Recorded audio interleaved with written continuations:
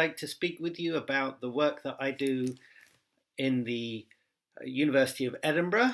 I run the project on religion and ethics in the making of war and peace.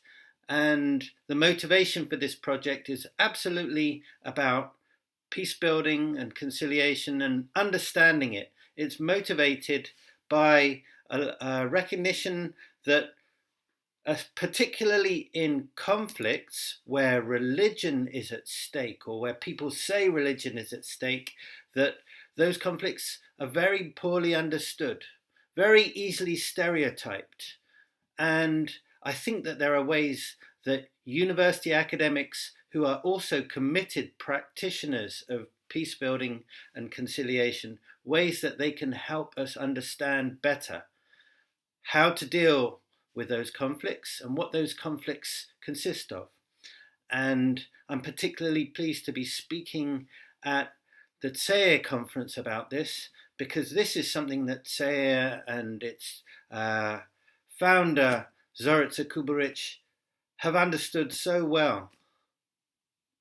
Religion is a real thing in the lives of people involved in conflict, and religion is a real thing in the lives of people involved in peace building.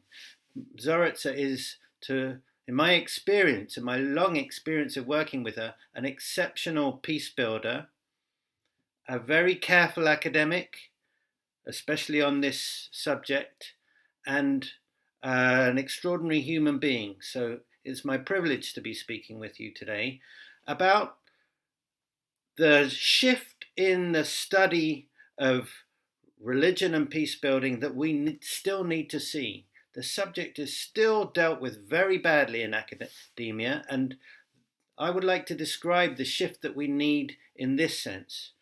When people describe religion and peace building, religion and conflict, they very often use two framing devices, one of which is a very theological or moralizing framework, according to which religion is used for the bad, used to create violence, and so it can be and should be used to create peace. It should be used for the good.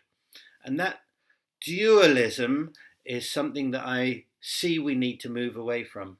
Secondly, the second dualism that is used is between bad elites and good people who are powerless to do anything because of the capture of real politics and the capture of the real world by the bad elites. Good people are powerless to do anything, and it's so difficult, if you accept these kind of dualisms, to see the scope for action of peace builders and of conciliation processes. It's very easy to dismiss them as marginal. And so I'm here in this short film just going to say how we need to shift our lens, how we need to shift our perspective. And one shift that we need is from these objective dualisms to a focus on the subjective, on particularly on the power and the agency of individual peace builders, on a recognition of the role that they can play. And one common way of describing that subjective power that a peace builder has is in describing them not as political agents, but as creators of opportunity. And that is what we need to focus on. What is the opportunity created by an interreligious peace builder, by a religious peace builder? What is the opportunity created by a coalition of peace builders, by Serbs, Croats, and Bosniaks, for instance, by Israelis and Palestinians? What is the peace building opportunity? And I want to suggest that we have given insufficient attention to that, and this is very much what my work has been about. And this is what my ongoing cooperation with CEIR is about. Now, first of all, the first difficulty that I flagged up is this sense of conflict being an objective reality, but individual people being only subjective in their capacity. So if we describe a conflict in objective terms using a historical framework, for instance, or using political terminology or using military terminology, then the subjective element can very easily seem of totally marginal relevance. It's very easy to suggest that a gathering of peace builders, although they may be very interesting and courageous people, to see them as irrelevant because those people don't have money, which has objective power. They don't have guns, which have objective power. They don't have political seats because that is where people are very used to seeing objective power. Of course, cynics may see the limits to the power of a gun. What you can get people to do with the power of a gun is quite limited. Terrible, but you cannot create new societies with the power of a gun. You can destroy. So we see also the limits of the power of money. You can get people to do things in the short term with money, but you cannot radically transform their behavior with the power of money. Sitting in a mayor's office, sitting in a seat of power in government, you are seen by many people as powerful, but you can only get them to do limited things. And particularly, the limits are obvious where you face voters who don't vote for you, where you face centers of other centers of power which are not dependent on you. And this is very easy to see, but no news to you, very easy to see in West Balkan states, and much less commonly noticed perhaps in somewhere here like Scotland. But very important here in Scotland too, nationalist politicians and anti-nationalist politicians have their camps that they can move against each other. And so we have a persisting conflict here in Scotland based on discourses about that power. And it's very difficult for those power centres to move people up in the north of the country or in the northwest of the country, where there's a great deal of mistrust of the so-called central belt between Glasgow and Edinburgh. So too it is in many, many countries where centre and periphery are continuing locations of mistrust and the lack of political agency. So there are limits in this objectifying framework, as powerful as those frameworks are. And it's very easy to understand why conflict is described in this objective term. And at the same time, if we are to describe how conflicts will end, how they will gradually be transformed, then those objective terms can only be tools that will help us to hope for radical, quick transformations, for new movements, radically new movements, and the gradual transition is very difficult to describe with those objective tools.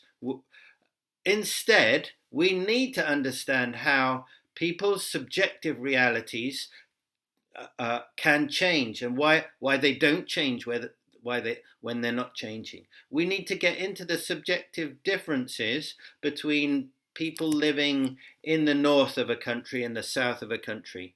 In my cooperation with CEIR, with Professor Kubarich and her colleagues, I have seen this very clearly, not only between the different parts of Bosnia and Herzegovina, but within the cities and within the locations that we have studied, attitudes to peace building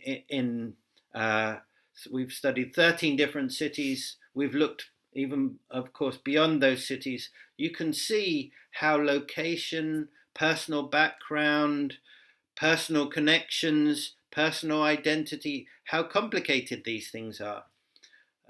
Buzzword, a common truism that peace building is complicated, conflict is complicated, and we need to go beyond that idea, which is another way of saying the various objectifying tools that we have are not enough to help us understand how peace building is done on the ground, if you like, how grassroots movements are spread, or how individual encounters across differences can make a difference.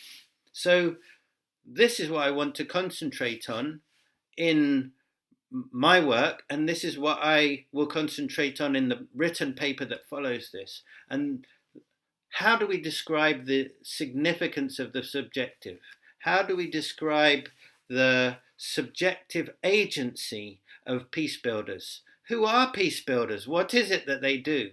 And what I describe as the challenge is to move away from an objective approach to a subjective approach, to look at the identity and the role of the identity of peace builders, their motivations for building peace, their experience in building peace, and to ask questions that aren't easily asked and therefore aren't often asked about successful peace building work and unsuccessful peace building work.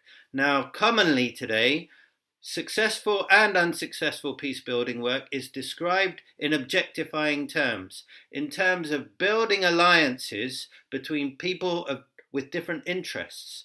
Interests being a key term, because that is a way of objectifying peace building operations. And to give an example of this that maybe known to you, very well known to you from Bosnia, the Religious Leaders Council has been involved in a series of different peace building activities. And when it started, the role of hard interests were very much put to the fore. And those were the hard interests of religious communities.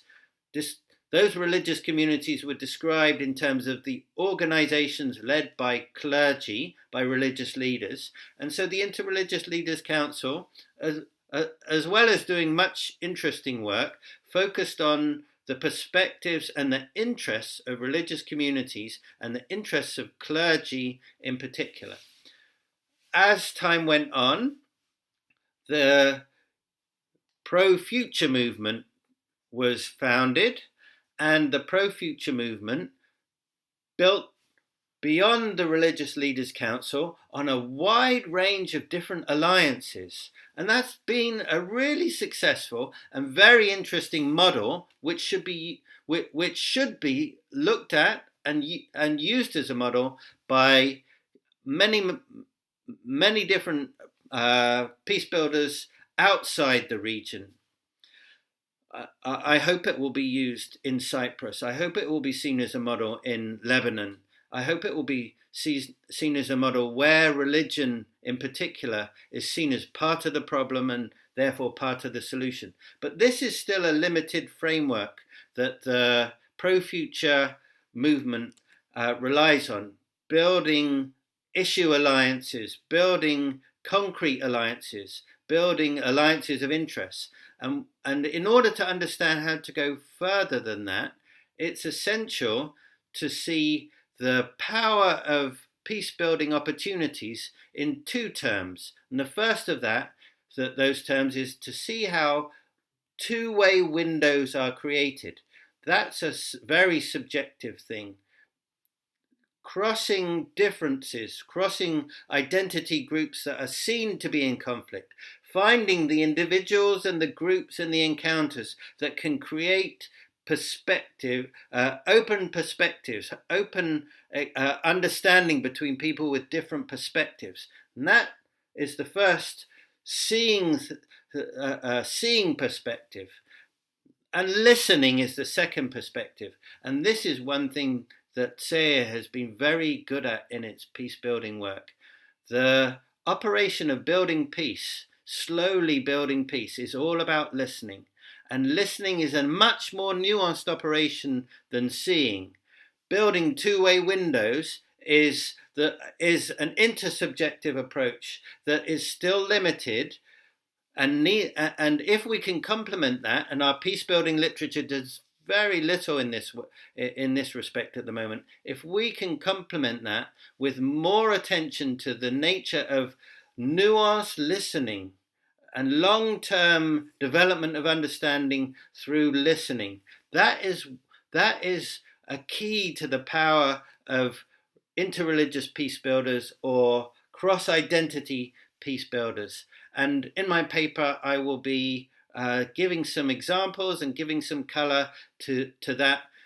It's what I describe as the beginning of a thick pluralism, a thick descriptive pluralism, which is powerful because, unlike existing models, it doesn't rely on a normative commitment to a narrow range of truths, a narrow range of that is described as our common ground or our common humanity.